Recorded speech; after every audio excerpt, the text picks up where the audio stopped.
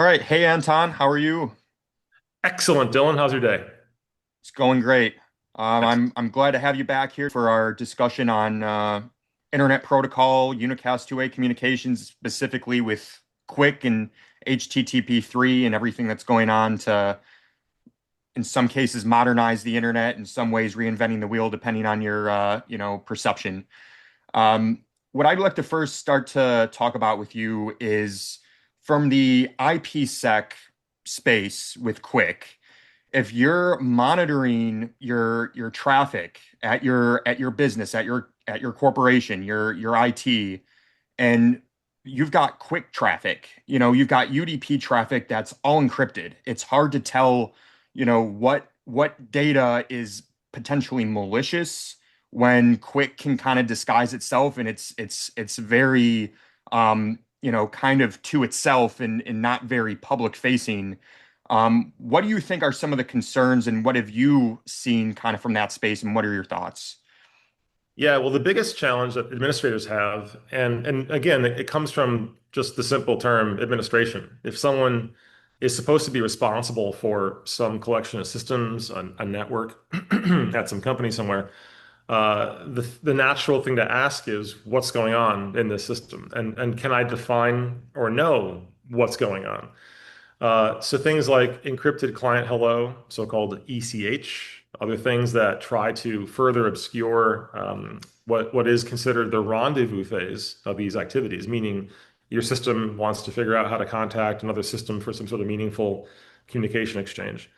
So that used to be domain name system, DNS resolutions. You could see that happening. That was in the clear. And the DNS server, of course, even if the transport is encrypted or ciphered in some way, still has to know the string, the name that I want to resolve. So that's going to have to be visible somewhere. And so you see across the spectrum of administrative skirtings or workarounds, if you will, all kinds of solutions to tunnel DNS traffic over HTTPS or other things over QUIC and whatnot. The idea is, of course, to minimize the ability for an administrator to have any kind of control over what the system can do or can't do. So that's at odds with, I don't know, call it the worldview of anyone that wants to know what's going on in the network that they are theoretically responsible for. So if we can appeal to that, the protocols have to have certain features. They have to have certain political features, let's say. This is not a technical thing so much as again, top-down or maybe bottoms-up view on what it is to run a network. So it could be HTTP, it could be whatever over any transport. If the wire and the system hide, or rather, if the system's attempting to hide and obscure all of this stuff, and all we get is essentially noise at some layer three or layer four message level, then the administrator has to ask, what do I do? Do I allow this to traffic? Do I allow this to leave the network or traverse it, or not? And if the answer is not, then the client side, if it's just a generic kind of web thing, has to have some sort of fallback mechanism, right? So as you see, a lot of things in browsers today try to appeal to so-called happy eyeballs and other principles of operation that are generally good for user experiences. And that means, try to sort out whether V4, V6 responds faster, do the right things if the underlying transports don't connect. Like if QUIC doesn't work, try TLS over whatever, and so on. So these sorts of things are all kind of at odds in some way. And so, but again, the important way to think about this is to start from perspective of ownership and control. And if it's a thing that is implicated or at odds with any of those interests, expect fireworks.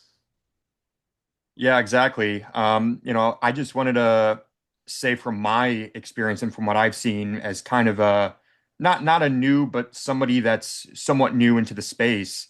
There are corporations and companies that are blocking quick traffic just because of the fact that there is concern with, two-way encrypted UDP traffic and potentially what that means for their, security and what that means for, just their everyday IT security. And it is interesting to see that, there are some that are allowing this and just, going with the flow. There's some big, names behind Quick. And then on the other side, there's, even some of the people behind Quick may not be fully interested in wanting to completely deploy, everywhere or in some very critical applications. Yep. This is where it's gotten us. I mean, so as you point out, the challenges are not plentiful. There's only a really small number of them, and that is how much should the network operator or anyone in the path know about what's happening above the layer three kind of view that they have. So, I mean, it kind of moves into philosophy really quickly, and then politics and everything else, rapidly away from, what is a protocol and how is it layered and what's it talking to, what's it depend on, that kind of thing. As I think we mentioned, in the top of the discussion here, the question of what's it look like on the wire. Well, most of QUIC has some information on the wire about logical connection IDs or something that's useful from a potentially future interest in separating or distributing layer four traffic over maybe multiple shared sockets or something like this. And so there's some provisions in QUIC for making that visible, logically visible to the layer four stuff in between and on down. What anyone may use that for, kind of TBD. Maybe some load balancing stuff, maybe logical connection routing in systems where there's a large number or an array of so-called edge terminating nodes or proxy nodes that then ultimately break out those logical connections to other underlying resources and all sorts of stuff like that. And to your point, also, these individual UDP sockets, if you will, or these connections that maybe short or long lived, can contain far more than just one logical pieces, one logical type of pipe, if you will. So the so-called connection multiplexing opportunity is there right in the application layer. So every application now internally can do multiple things in parallel over that one shared socket, and they can be non-blocking in some ways. Traditionally, TCP would, of course, block on delivery for anything for a single socket. Yes. So that's the perceived benefit, right? Because now I don't have to go wide myself across possibly multiple blocking sockets. I can have all the individual flow control mechanisms in the app layer, and now this can be parallelized over a single layer for transport. So a unique source port to a given destination port. And as you point out, people that are blocking QUIC are doing it for some of those administrative reasons. But we can rope in a little anecdote here where if it weren't for being able to reach out to some colleagues at Amazon, I would be on the short end of performance experience and a very negative performance experience with QUIC on network side control versus TCP over those very same networks. And the short version here is that QUIC, because it is UDP, does not have a way to directly sample or be told, if you will, by anything in line what the maximum segment size or the equivalent maximum transfer unit might be for that logical message layer. Meaning TCP, as a well-known mechanism in the SYN and SYNAC phases of the connection opening, where the endpoints can claim or advertise what the maximum segment size of their locally configured interfaces can support. So it gives an opportunity then for the network pieces in between to change that value, just to restamp it, if you will. And so if an administrator knows that there's tunneling layers and VPN layers involved across their backbone or their network control area, they can have the devices, the routers, whatever themselves, essentially statelessly look for SYN packets going in or out of interface and just change the value without remembering and keeping track of anything specific at layer three or four. Just one more thing in the chain of events that a router would do sequentially for a given packet forwarding operation. So really low cost to do at reasonably high scale, like gigabit, 10 gigabit levels of performance are available here, even when you're doing things that munge or take the MSS values and move them around. In UDP, we only have path empty detection. So that requires the devices in between to send me packet to large messages in ICMP.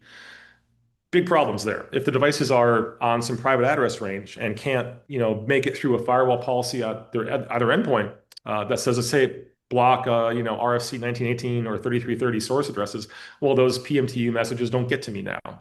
Or if they are sent, my edge device, my address translating device, my NAT might not support that. I might not even know how to bring that ICMP error message back to me for all kinds of reasons, and so on. So it's PMTD is just not reliable. And then the other mechanisms used to look at, try to infer logical maximum segment capability are also just not reliable generally at this point. And unfortunately, the current development in QUIC really hasn't addressed any of those other than to say, well, let's establish global minimums and maximums and stay really small, like 1,200 bytes per message. That way we'll avoid most of this crap. And they're largely correct. You can do that, and it mostly just works until someone has a special need for a network smaller than that. So it just seems like a a negative area to really reason about and work on, given that there's no clarity and way to directly derive what is this maximum segment. Yeah, and I was talking to you before this discussion about the fact that, in theory, Quick didn't have to be layered with UDP. They could have made an internet protocol that was literally quick and alongside TCP, UDP, and others that you've mentioned. Yeah. So, the problem with Quick is, like you were going back to with, UDP, is the fact that UDP literally has problems. And something that you had mentioned with the previous discussion that I wanted to address in this second one is, my idea of UDP, excuse me, being this concrete foundation that you can layer things on. I just wanted to address that in this video and say that um, I don't I don't think that back in the late 70s when they were designing UDP, they expected UDP to be this foundation. I'm sure TCP was the desired two-way communication protocol for secure, or I guess, ensuring integrity with the data stream, for two-way communications, and UDP wasn't really thought of as that. So I just wanted to address that. Like, I'm sure back when they were designing UDP, this wasn't like this known thing that like, oh, in 40 years, we'll start layering stuff with UDP. But I will say that, based on basically the way that the internet works right now and the way that, consumer electronics manufacturers have built products and devices, and just the way that our society around the two very fundamental protocols kind of stands, I really do see UDP as a major force for building on top of, given the current circumstances of, just telecom infrastructure in its current state. Sure. Well, I mean, I would challenge some of the assertions there in the history a little bit because Okay. shortly after user datagram stuff was thought of, and the idea that we have a unreliable way to send a packet or a message to a local network without having to create a new IP protocol was the general case for a lot of stuff like network discovery, neighbor discovery, things like file sharing mechanisms, like Microsoft's early days of SMB and so-called Windows for Workgroups activity. A lot of these used Ethernet level protocols that were Yeah. non-IP for neighbor discovery initially because IP wasn't popular yet or enough to get their attention, right?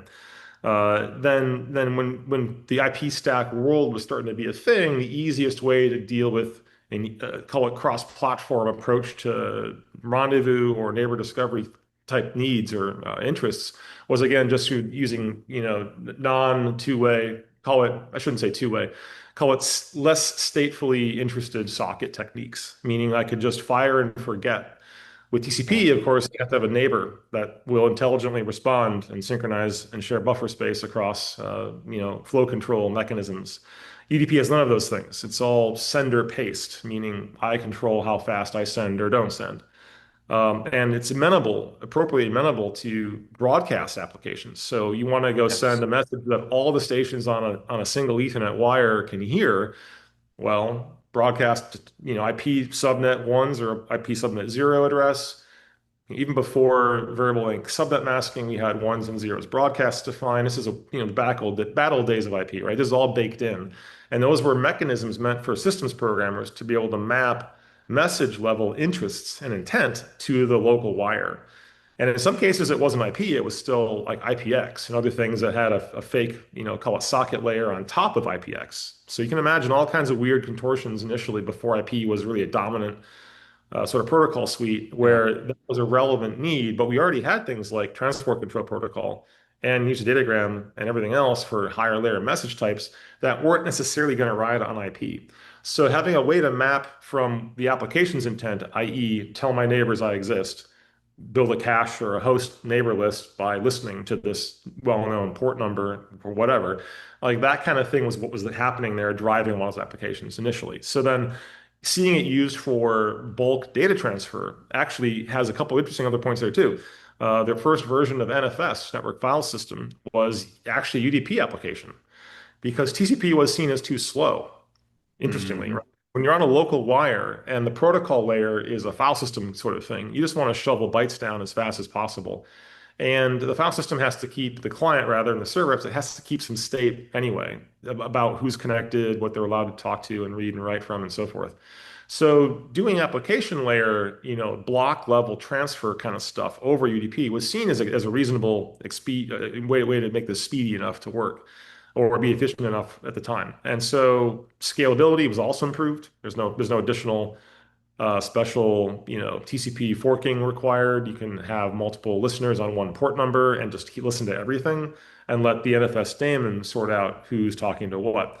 And so consider where this all comes from. You're talking about, read and write size blocks or sub blocks of a large file as the thing being moved over UDP. So if you missed one part of that message and you timed out, easy to retransmit. I mean, this is all considered kind of a local area phenomenon. We're not doing NFS initially in the early days. People aren't looking at doing this over the wide area. So we're Oh talking, yeah. millisecond round trips, some stuff like that. Even on 10 megabit Ethernet, these are all, sub-millisecond problems. So that was fine at the time, it was thought.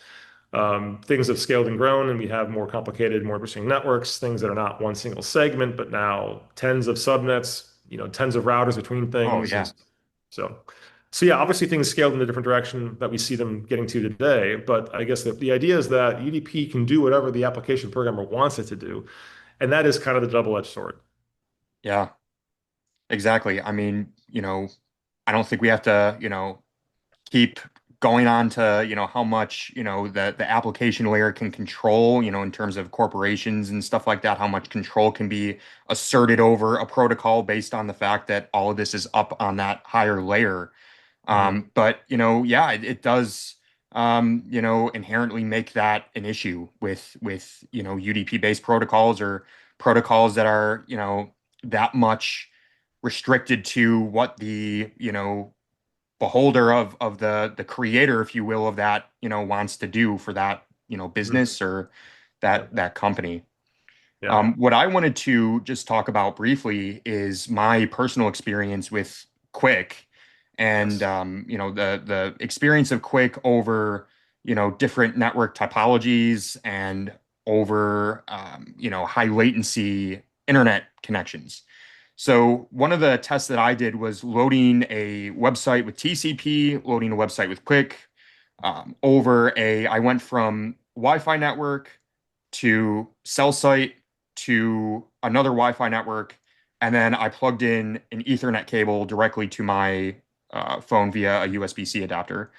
And all of the times, there was very little degradation in terms of speediness or, some of those issues that, we've all experienced before with TCP that, unfortunately cause it to buffer or, if it's a live video stream or if it's, a website data where maybe, the HTML has loaded, but the CSS hasn't fully loaded in yet. And unfortunately, when I was doing the test with TCP, all of those errors occurred. There was buffering with the video. There was, HTML maybe half loaded, CSS files haven't fully rendered yet. Issues Mhm. like that are well known. So just that dichotomy from the network topology level, just with basic functioning or even messages. I think I tried Instagram, and I'll make a formal video about this. But on Instagram as well, I had to go into Wireshark and see what they were using. They were using QUIC, and then I used a device that or a browser that didn't support QUIC, and I saw the difference, and that was very apparent too. So there are obviously very real world differences. And of course, the other thing was on a JetBlue flight that I had with a zero point 0.8 second, 0.818 second, if you will, almost a full second of latency. And the fact that, when you bring up that diagram of the back and forth, with TCP versus, with QUIC, the website, when you're having nearly a second of latency, it really shows TCP versus QUIC. And obviously going back to what you were talking about with how some of these kind of more local network applications with UDP back in the day, they wanted to do it based on speediness. You have a satellite service with very high latency, and QUIC is just a game changer. And it can actually make your internet experience feel like you're on, a fiber internet connection, if you will, in terms of the perception based on, just the average user. Because TCP, I think it took a TCP website 5 seconds to load. It took the QUIC's website about two. So it, Mhm. shaves off 3 seconds, and that user experience just becomes, that much more better, Mhm. based on that perception. So, I'd be curious to see what your thoughts are based on your experience, as a client, as a, end user of QUIC, and then maybe some of the, server deployments that, you've worked on at all. Yeah, well, so that's a good way to frame this thing. And it is from kind of like, user perspective versus administrator, what's in the For game, sure.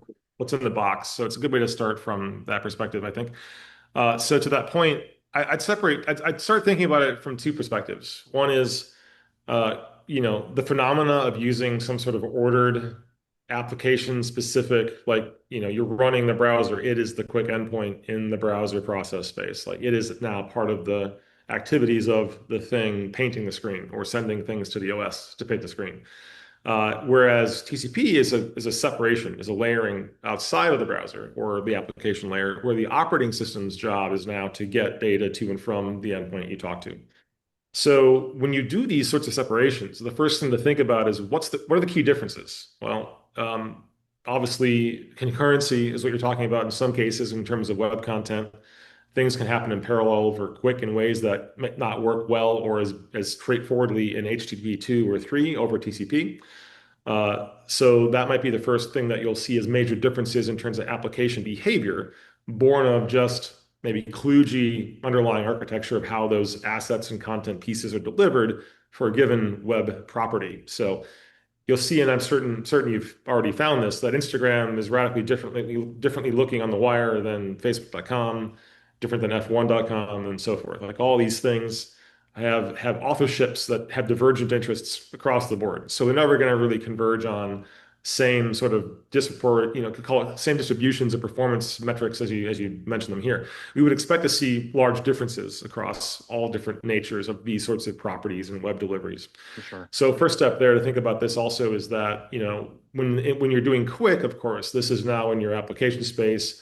A few more things are now in your control. One of those things that's a major differentiation across the quick world from TCP traditional world is the ability to select and kind of choose your own adventure of what you will utilize in terms of flow control. Yes. So the term there in TCP is congestion control, meaning congestion avoidance, ideally, in certain protocol implementations of TCP. So the two big names that you'll see out there on systems, three maybe, are new Reno, RENO, TCP QUIC, classic, available default in all Linux kernels for a long, long time, and more recent newcomers like TCP BBR. That's bandwidth and bottleneck round trip time, meaning that we figure out live, if you will, or every 6 seconds or so, if we're filling the network queues between you and I or not. And we're looking for changes in latency as well as loss rate. So Yeah. traditionally, TCP, like QUIC and Urino, in different ways, implement essentially some aspects of the so-called additive increase multiplicative backoff principle, which is to say, if I sense loss, infer that we're congested and then just stop sending as fast. And in the case of Reno and QUIC, there's different clever ways to figure out how much to back off any given time I see loss. In the case of BBR, we don't do that exactly. We look for two different signals, and the integration of those signals, if you will, is what drives the congestion control. So it's not just that we're looking at and sensitive to packet loss. In fact, that's actually less a factor in BBR than apparent changes in round trip time. So if we have nominally a pair of hosts that are communicating and trying to fill the link with whatever maximum rate it can sustain collectively, the way that the system infers full is by looking at increasing, call it hockey sticks of queue depth, meaning we're sending faster than they're draining. So we found the capacity. So imagine the delicate dance of sensitive round trip time sort of measurements driving the congestion control. And now we're looking at retransmissions and lost messages based on acknowledgments from the client, but we're not backing off in a multiplicative way. We're only incrementally reducing the so-called gain that we give the congestion window for that round trip for however many milliseconds a given packet to ACK takes. So BBR is doing a bit more statistical work than QUIC and Neutrino. But this is an important point here. You can control the kind of work it does because it's in the user land applications, meaning the thing that Facebook app talks to in your phone on the back end is presumably QUIC on both sides. It's the user land application that they control in their installed app or whatever, Yes. as well as the underlying infrastructure that it talks to. In the case of TCP on same browser, Safari, Firefox, Chrome, whatever, it's letting the OS do all that stuff. And then whatever they're serving that from is also deciding how to deal with and implement congestion control for TCP. So the application has no control over that really, other than just to say, I'm shoveling bytes to the socket and I can only do that when there's space. And if the OS is blocking me, that means it hasn't sent everything I want to send. So I have to wait. That's the only signal the browser knows about in terms of congestion state, and vice versa. From the back end serving content to you, it knows that there is or isn't space in the output queue to write more data to, therefore wait. In the case of QUIC, the application layer can kind of infer and not infer, but directly know what the transport looks like because now it's in the process space of the thing you're running. So Exactly. maybe it's good for some folks to know how to use those signals, but my hunch to you in the audience, Dylan, is that most folks shouldn't worry about this stuff and they are ill-equipped to understand it. So just don't bother. It's better to let something else deal with that for us. But I digress. So in the case you're describing, though, the major differences really come down to what congestion control is implemented and by what part of the system. And minus the round trip time concerns and measurement aspects of what the physics minimally imposes, once we're past all those things, the throughput level dynamics won't be much different if things are equal. So if we find big divergences, then we have to ask, okay, well, was the endpoint using naive QUIC? Yeah, that's going to suck. That's going to be terrible compared to a well-tuned BBR, air quotes well-tuned, on a high RTT satellite link. So there's a big way that this stuff kind of all falls down on those sensitive dependencies here, meaning, what are the actual speakers doing for congestion control apart from the transport layer? And in some cases, even worse, we have middle boxes that still don't help but hurt TCP behavior, like on satellite operators you're mentioning. Oh yeah. Viasat and others have famously for decades had TCP accelerators and other middle boxes that try to make QUIC and other things better and friendlier for their high RTT, time-divided multiple access scheduled transport systems over these geostationary satellite links. And those tried to make and usually did make an improvement when the endpoints were somewhat naive. But now they're at odds in some ways with improvements in BBR applied to regular TCP.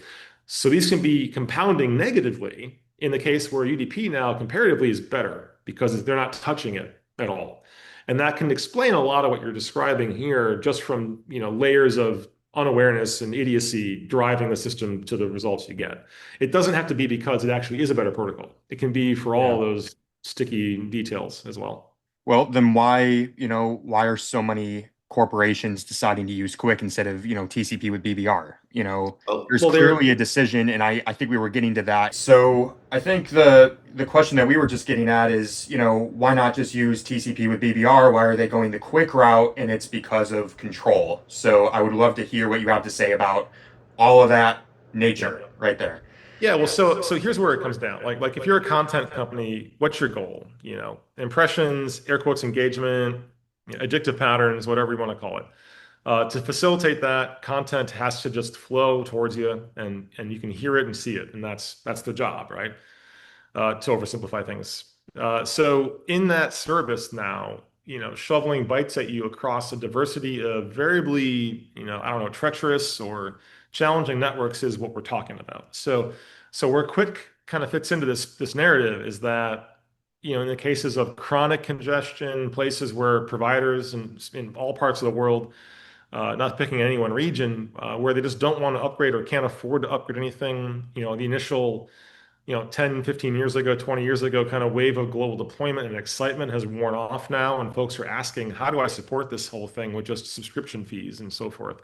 So that really changes perspectives on what end-to-end capabilities and capacities might look like. And that ultimately means a real finite limit on usable throughput, capacity, end-to-end, and the whole picture looks like trying to squeeze 10 pounds of stuff into a 5-pound bag.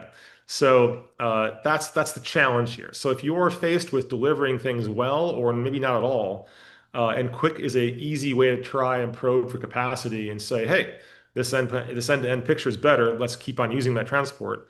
Now you're going to do that. And so the result is you get this boost without waiting for the underlying operating system vendor. Apple, Android, Google, whatever on these platforms could add new congestion control mechanisms. Backend servers and other sorts of things could also add new mechanisms and improve behavior. But if you already have your application layer within your kind of realm of control, your sphere of influence, then bolting on one more protocol as a UDP application seems a whole lot easier than changing and pushing down all those things to every other layer of the stack, probably, given the folks I've talked to and worked with. So in that way, you can get things like BBR and cool parallelism and separate congestion control mechanisms per, subflow or connection ID, whatever, within a given multiplexed QUIC connection, all within this one nice security wrapper, PKI involved, encrypted client hello. Everything comes along for just one little thing you bolt in. So that's the perception then, of course, and it looks better in many cases because it's winning against otherwise under-provisioned or unmaintained or poorly maintained networks, ultimately. So if our job here is to paste over, essentially lazy engineering and just, lackadaisical economics around the whole thing, then this is a reasonable sort of evolutionary outcome to see. It doesn't mean it's a good one. It's sufficient, right? And it works well enough, or maybe a little bit better than anything else we've done to date. But that's just a pattern. This doesn't mean it's specifically intrinsically special. It's a current crop. It's a current direction. Expect it to change at some point.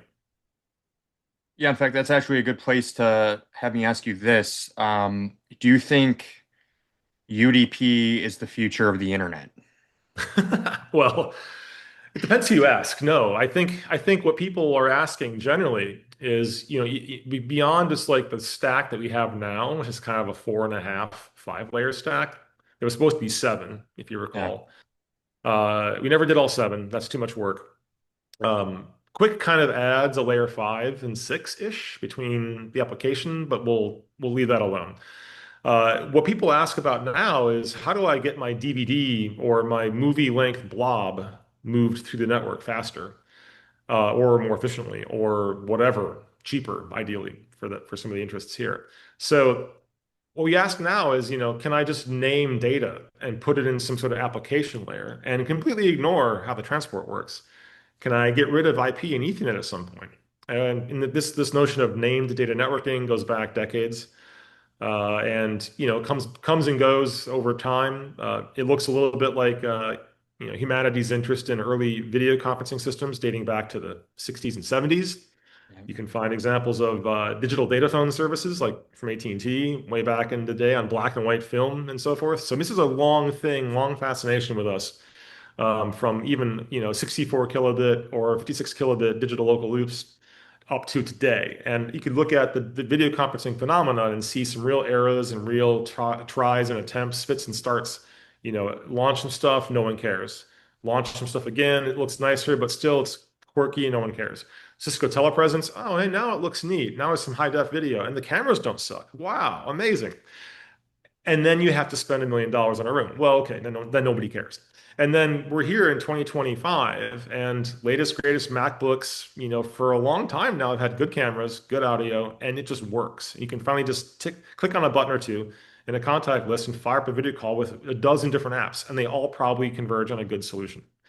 That took a long time to get to, though, and a lot of Yeah. failures and attempts were there, come and gone. So I would assume, like everything else, this is one of those milestones, or maybe mileposts, if you will, on the highway, where we've tried this thing, we've multiplexed applications together, got some super sauce that we can bolt on to most code on most platforms, and now what? If the current craze of social media content changes or abates anyway, and the congestion problems go down, and video codecs improve, and they always will, what we're going to chase is something different. So is it getting 8K everywhere, 16K? Probably not. Almost no one has 4K at this point. I mean, for crying out loud, right? Yeah. Immersive, okay. One company kind of backed out, one's still left, and who's buying it? Uh, Almost nobody, and on and on and on. So I don't see a lot of difference in the video conferencing sort of history here applied to this space. I see a lot of similarity, and for that, I'm just not super optimistic that what we see now is going to last ideologically that long, and then technically below it, even less likely. Yeah, and I just wanted to touch on one of the things that you said. When I think of like, everything converging to a point of like we finally got here, but one of the main applications that I think of, geez, is Snapchat with the LTE revolution and what that was able to, offer. And from a telecom perspective, an application like Snapchat where you have a list and you're just, you took a video, maybe it's like 15 seconds long and you're just like 100 people send. I mean, that from a network perspective, that's insane. Well, So, yeah. yeah, I just wanted to say though that like in this talk of like what the future is going to be, I think there's different directions. Like you were saying, like we're not even at 4K yet, but is the future of like data connections, like unicast two-way data connections in mass, more TikTok, more Snapchat, higher end, higher quality, and then how can we, obviously this isn't a codec discussion, and I know that we're both very into codecs, Yeah. but how does this all just, Yeah. come together and work, I, I I think we've seen, well, let's just draw really quickly from the broadcast world. When you talk to like Golgi, Yeah, I know the folks there too. We've all been involved in this like, optimization space on what is 19 megabits going to give us economically, structurally, whatever. yeah, And where we see things happening in that space didn't track the way that I thought they might when I got involved. And that was, I was assuming that people were interested in a reason to buy or refresh new hardware. That's a lot softer than I initially anticipated. People generally don't want to buy a new TV very often. So what that meant was, what more can I do with the stuff I've got with the things that I've already, having in place to receive? And for a lot of vendors, like LG alike, and my work, the interest from the market is how do I get more standard definition channels on my air? So can I yeah, pack in 5, 10, 15, maybe 20 or more, decent looking 480 type programs? And in the cases that this is getting deployed, this is where things are tracking. So more options is the thing that drives that sort of space, meaning more choice. I have 5 different programs and 10 different, 20 different programs to watch of different varieties and genres versus 4 or 5, maybe of super high quality. So the market's already kind of speaking so far to the technical folks like us, and it says, hey, we want more options. But will that last long? Probably not, because that is what drove people away from cable. 1,000 channels and nothing to watch, right? Nothing of oh real yeah, depth of interest now because it's so spread, it's so thinly spread, maybe. I'm not going to sort through all of it. So there's going to be a middle ground probably that we'll land on. So maybe there's some integration that looks like, on demand plus linear, those kinds of things. And what would that drive? You mentioned Snapchat and other kind of individual user broadcasting, pseudo broadcasting apps. Well, let's talk about that for a minute. Those all ride over whatever network transport and backend content delivery systems are involved. And we're not usually mapping in the network layers to do that distribution, meaning logically a contact list of 1,000 recipients is like a mailboxing application problem space. yeah, And generally what happens is the data is not really sent or sent in parallel from the originator. It's rather deposited somewhere and then read multiple times or cached or pre-cached or what have you through those content distribution layers to those destinations. So in the case of a broadcast network, we're getting tremendous efficiency. 19 megabits covers millions of people. If we're faking broadcast on a unicast network, we're doing all the work we're describing here in the middle and hiding it from everybody involved. It just seems efficient and fast. And so rest assured, like the upstream directions we're demanding for uploads and transmissions are these tiny squirts, if you will, of a single well-compressed encoded file to a backend. And then their job is to deliver it to the 10 or 20 or 50 viewers, if you will. And that could be an arbitrarily large ratio. One post could be seen by millions of users on a public profile, let's say, on Instagram or something like that. And so these are tremendous efficiencies that the network doesn't have to really worry about from a total cost delivery kind of perspective. It's only on demand, on view, if you will. The originator just has one transmission. So it's in effect almost as good as broadcast if we get the replication down to geographies and regions closer and closer to those individual users. We're not sending so many copies in parallel up until the last step of the process in which we have to. So when we look at all the delivery efficiencies and everything around that, it is pretty astounding what we can get done. My hunch and my take on it so far, especially on TikTok and Snapchat, which I've used, I admit to using Snapchat, is that the opportunity is for the transmitter to squeeze and compress the heck out of these things before transmission Yeah. because they want to minimize their overall delivery costs. And that's a total sum of data moving through their systems, Oh, and I essentially. can imagine. I mean, it's got to be Right. incredible. Right. So when you're looking at especially TikTok, the whatever parameters they drive into like, media foundation on iOS and the equivalent on Android senders, it's like the softest, smoothest looking processed video I've ever seen. It's not Oh trying to man. be high quality at all, by any stretch of the imagination. And that's why it seems to work well, I think, over arbitrarily slow and poor performance networks, which is the whole goal. Never let the user see those pain points or really experience the negatives of those as much, because that's the engagement part we're talking about earlier. That's the consistently working over a variably low speed, 1 bar signal type delivery, and still is reasonably performant because you're seeing like a 20-second clip compressed to a couple hundred kilobytes or whatever it might be. And then you play with this yourself, looking at ultra compressed 266, VBC and so forth. The ability to paint and animate some colorful blobs and whatever is never been better, right? So as this goes on, time goes on, I mean, Yep. expect to see stuff like Flash video come back where you have just large vector activity and it's almost no data at all, but major visual changes, major impact. So we're seeing that in BBC. You probably dug into all this, so having layers that are rendered or composited on otherwise rasterized backgrounds and video is already happening. The TikTok and Twitch didn't even call it like that, or rather, Snapchat didn't call it that, but they've kind of hybridized what is a codec and what is delivery. So imagine stickers pasted on a video with text and vectors over that. Like that's not a single codec anymore. It's like Nope. four, but they're Yep. using the right things in the right places to minimize total data delivery. So smart, right? That's the kind of thing I think we're going to see more and more and more, and especially with ATSC3, where it's now a web page being painted over the air in some ways Yep. even more of the same things happening there in my estimation here. If I put on the crystal ball and start reading that, I think that's where it's going to go for the next wave or two. More things, more opportunities, more ways to engage. Maybe spreading things thinner overall, but not chasing the quality, maybe ideals we're talking about. Yeah, so it's interesting that you bring up TikTok. I actually just posted one of my short form videos on there today, and when I look back at it, I'm like, oh my God, I forgot how horribly compressed TikTok Oh, is. yeah, it's not about people with good eyeballs. That's not Yeah, I that's not what mean, it's about. YouTube has always been for me for, a place to put short form video. YouTube has been number one. They allow you to upload in 4K, 60 frames per second, Yeah. with, obviously compression, but at least somewhat decent looking, of the Yeah. original So source content. it is worth mentioning that Google, given their position in terms of infrastructure, they do Yeah, have the luxury, and to be clear, it's a luxury. it They have the is. luxury of time and research and effort. The R&D goes deep, obviously, and you can see the papers, the publications are extensive on what they've done to make video compression address a lot broader kind of demand set than what we're describing or shortcutting by saying quality. I mean, let me give you a hard example here. One of the challenges that YouTube has that a lot of folks in that space all share is how to deal with existing piled up compression artifacts.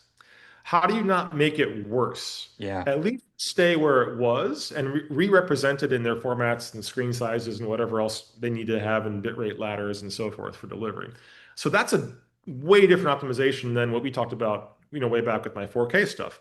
I'm asking radically different questions. I have way different assumptions. I have one screen target, one bitrate, one delivery program, and we got thousands of different ratios, different device classes, different decoder classes, way different space.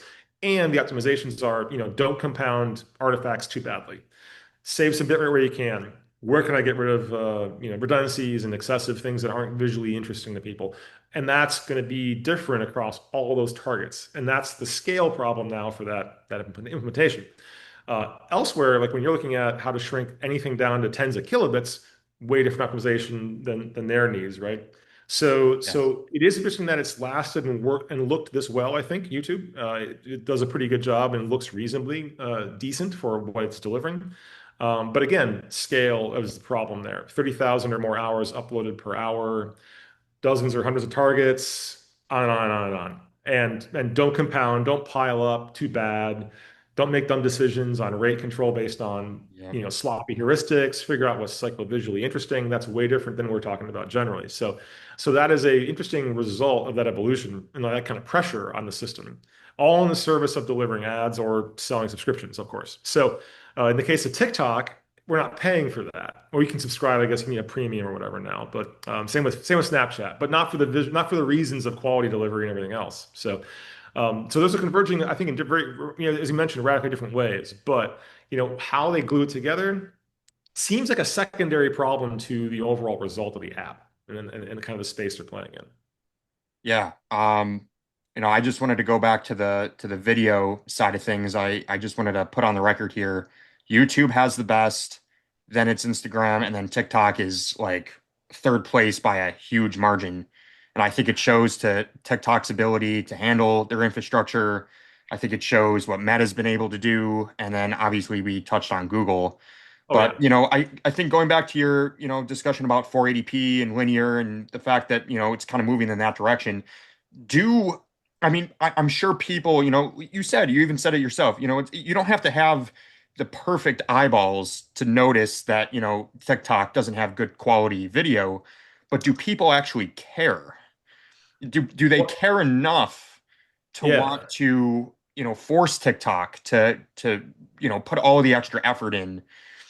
Yeah, I think you're gonna know my answer. It's not no, but it's heck no. It's no question, no. Yeah. It is resoundingly uninteresting. What's interesting is who dunked on who, all the stuff well above layer seven on the app layer. It's Yeah. political, it's economic, it's social, it's way shallower in a lot of ways than technologists might ever give it credit for. A lot of us that work in engineering spaces around networks, video, audio, whatever, just often are so detached from the things people are enjoying and hearing and seeing to maybe an absurd level. I will admit, I often just don't care. I actually I was off of Snapchat for 2.5 years because people in South Florida, they just don't use it as much as like in the Northeast, but that's a different discussion, obviously. Right, right. What's interesting though is I just had this thought process where, there's streaks on Snapchat, right? And you're sending photos to, some people have Snap scores that are in the millions. That's millions of photos that have been opened and Yep. sent. Yep. And from just a telecom perspective, if you have to think about this and just take a step back, you're saying all of that traversed an entire network just to be tapped for a quarter of a second and then tapped out of. So all of the coding, all of the transport, Yes. all of that data just for like it's Yes. almost waste. It's like why are we Well, even so just yes. that kind of boggled my mind. I'm like, you've got 100 pictures that you're just so okay, tap, tap, tap, tap, tap, and it's like all of that over a network, all for that, all for a Well, half a second of looking at it. well, Dylan, if you like that kind of wastefulness, you're gonna love AI. So, I mean, Yep, I was we're doing a not video quite. yesterday. I was looking at some like stock footage and stock audio. I think it was Pixabay, and like Mhm. every other one was AI generated. Oh This yeah. audio clip is AI generated. I'm like, just a few months ago there was like one. Now it's like every other option, and Pixabay's like, oh, this one's a recommended one, and it says generated by AI, and I'm like, good God, what's happening to Yeah, we're really, it seems like we're entering into an interesting phase that I think other authors have put better words around. I'll just cite Richard Thiem, name drop him. Love you, Richard. He talks about the Hall of Mirrors effect in early publications of his on a web series called Islands in the Clickstream. So imagine mid 90s, early 90s, people surfing the web and coming to grips with the kinds of things you're talking about now. Mrs. Ecodon, pinging around people's heads for a long time now, since then, even before that time.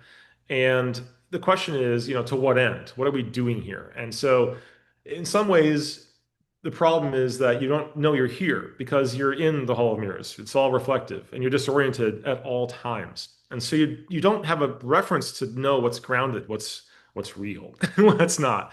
Yeah. And that's part of the trick, perhaps, that we've all entered into in certain different ways in this system. And so the network effect of all this access to content has maybe accelerated that. But in many ways, this is again an evolution of a process that's been kind of with us, I think, since entertainment has Yeah. emerged as a use of our free time. Yeah, for sure. And just going back to the network perspective with I mean, when there's AI generated video, I mean, that humans, 8 billion humans can only produce so much video so fast. With AI generate LLM generated video, it just becomes to a point where the network Right. the network being able to handle all of this So is here's a twist on us, though. Here's a twist on that point, though, Dylan, and really look into the BBC thing, in this way from that perspective. At some point, a decoder, a BBC decoder, looks an awful lot like a sequential transformer Mhm. on upcoming, call it reconfiguration. Yeah, So imagine that the decoder today, if you're decoding BBC or HEVC, maybe that's only a couple hundred kilobytes of code. But what that creates, what that drives in the system decoding it is, multiple levels of decoded picture buffers to then use to create the next frame, right? You're familiar with references and yes. many sequences that involve far more than one reference frame. So when you look at interframe or delta compression systems, we're already doing a little bit of stuff that looks like a transformer trick on previously arrived at results.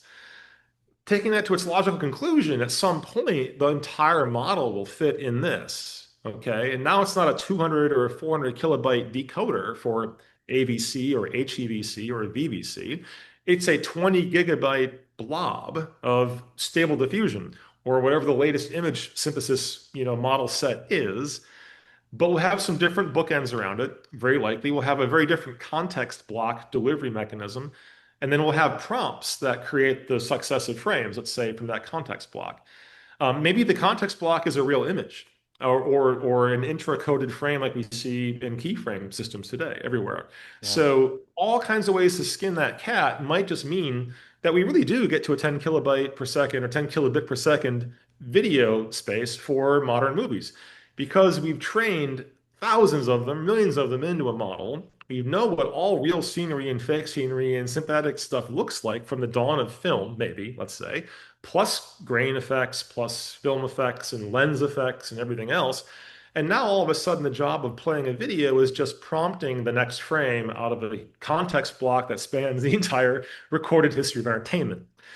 That's not far-fetched. That's already Yeah. possible on consumer GPUs that we probably own, that you already have in your desktop if you play current games. So this Yeah. is not to take it lightly. This is to say that the nature of the system and the behavior of fooling or tricking us into believing we're seeing a succession of linearly recorded, stroboscopically played frames is not hard.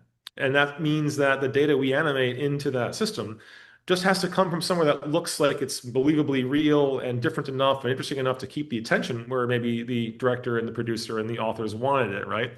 So that being said, the network at this point, if we get to that level, and I think we will, is absolutely way less burdened than it is Yeah. today. Because we have these large objects, we have essentially shifted the burden on the transport, right? The playback and the encoder aren't doing a whole lot of work comparatively. We have thousands of watts of gear just on all day long, cell networks running all day long, burning power, whether there's a data center or not, as you know. Yeah. The downlink doesn't go off on a cell tower. It's always on, Yeah. burning up hundreds of watts per carrier, per sector, whatever, right? So that's not going away. But right now, we're encoding it once, serving it millions and billions of times. We can still do that with this, call it endgame codec system we're describing. And now all of a sudden, the volume just goes to almost nothing. And so we're protecting the novelty, the idea that the sequence of this movie, this narrative goes from point A to B to C, whatever, five-part dramas we've had forever in humanity, right? So now all of a sudden we're playing text files back, or basically text file type rates back to a device that's synthesizing the entirety of the stuff, but deterministically enough to be good enough to satisfy everyone's needs and interests here.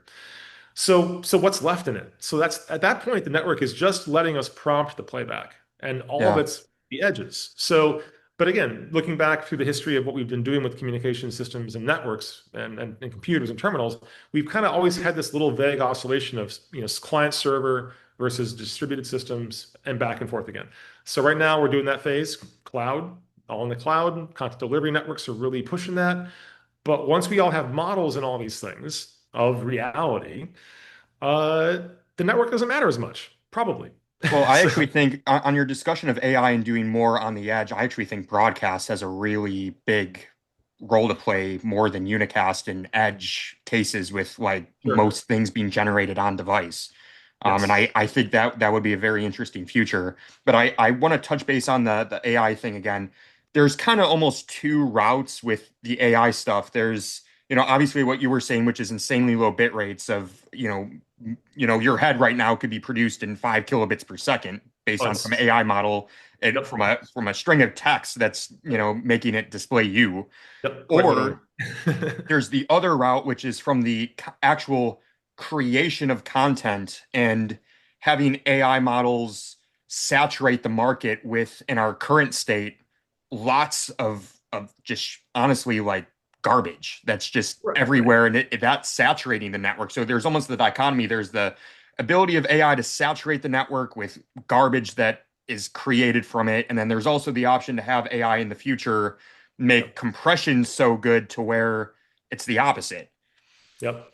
Well, so I think the tension that you're describing is fortunately still held in a really confining little box, and that box is the laws of thermodynamics that we have in space time. So Yeah, there's there's so three many things laws. go back to physics. Well, and as a double E, you can appreciate this. Hmm. This is where it starts and ends. Yeah, So the good news is, three laws tell us you can't get ahead, you can't break even, and you can't get out of the game, at least in this space time. So yep, that is an incredibly confining thing, which means at some point, even if the humans are gone, the systems will eventually halt, probably. And that's fine. I feel good about that. And so on and on and on at any level, it's like something still must motivate an event in a transmission sense of some sort.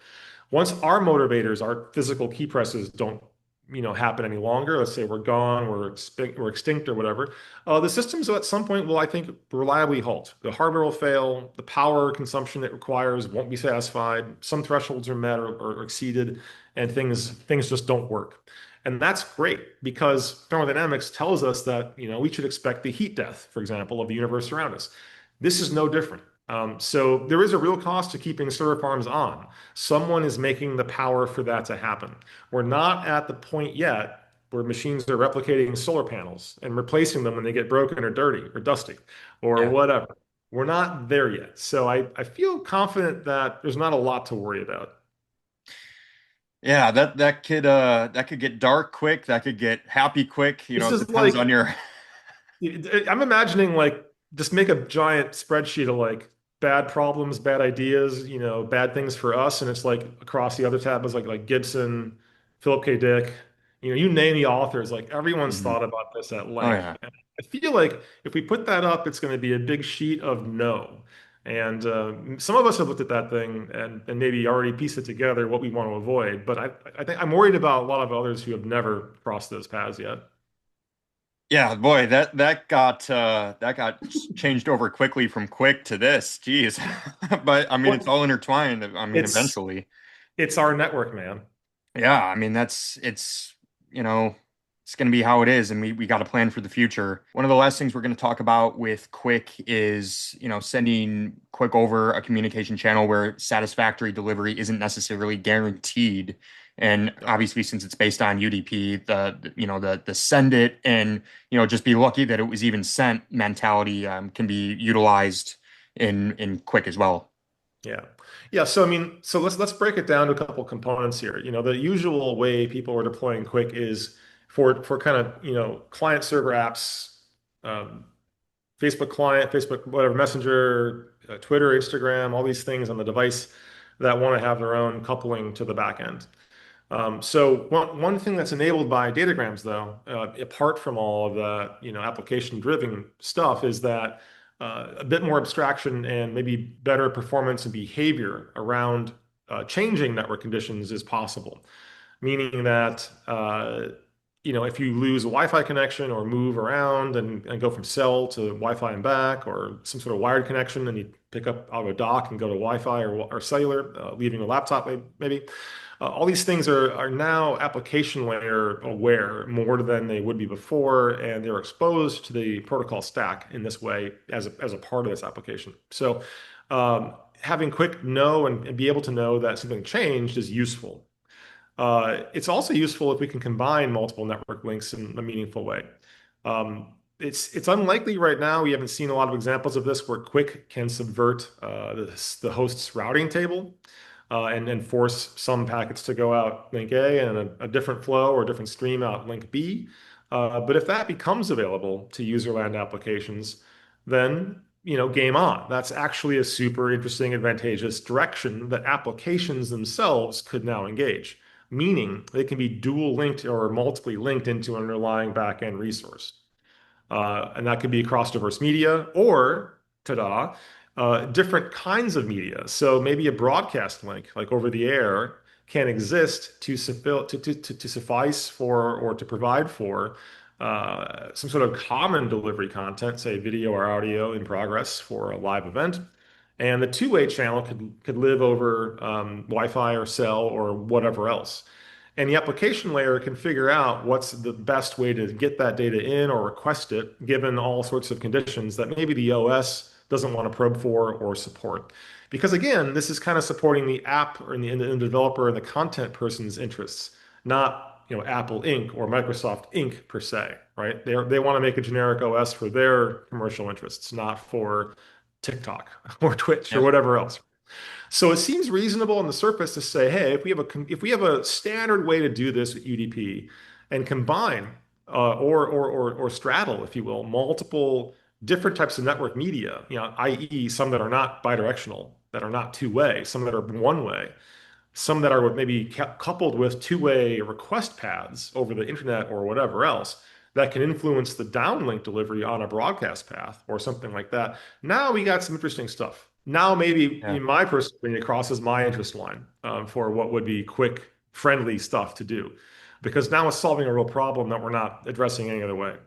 So in that case, though, we could do things like a broadcast delivery, maybe a 1 megabit base layer with some, low resolution or medium resolution, 480, 720 kind of stuff with versatile video codec, and then have variable refinement layers on a two-way network or other one-way networks that are optionally usable by the decoder. So this Using a sort of thing. technology like layer division multiplexing and all of Well, those. yeah, exactly. So let's say you're actually doing LDM on broadcast, and some station says, "Hey, that's what we're going to do. We're only going to do base layers on our broadcast pipe, our pilot signal, right?" And they don't do anything really high speed on top of that. So maybe someone says, "Turn all the knobs down, make this work in negative 10 dB SNR." And now I get like maybe sub megabit, in a 6 megahertz wide channel. Okay, but I could bond several of them. So now I got 4 by, LDM channels or whatever. Maybe not division, but maybe just base, real low level coding, 1/2 rate or less at QPSK or BPSK. Great. That's going to work down in the weeds, like, well below noise, unity noise, signal to noise ratios. And so this is super robust now. And maybe I can have enhancement and refinement layers on a two-way network somewhere. Well, good for Yep. now. Right, Dylan? Heck yeah. Thanks so much for doing this. My pleasure. You're welcome. Bye-bye.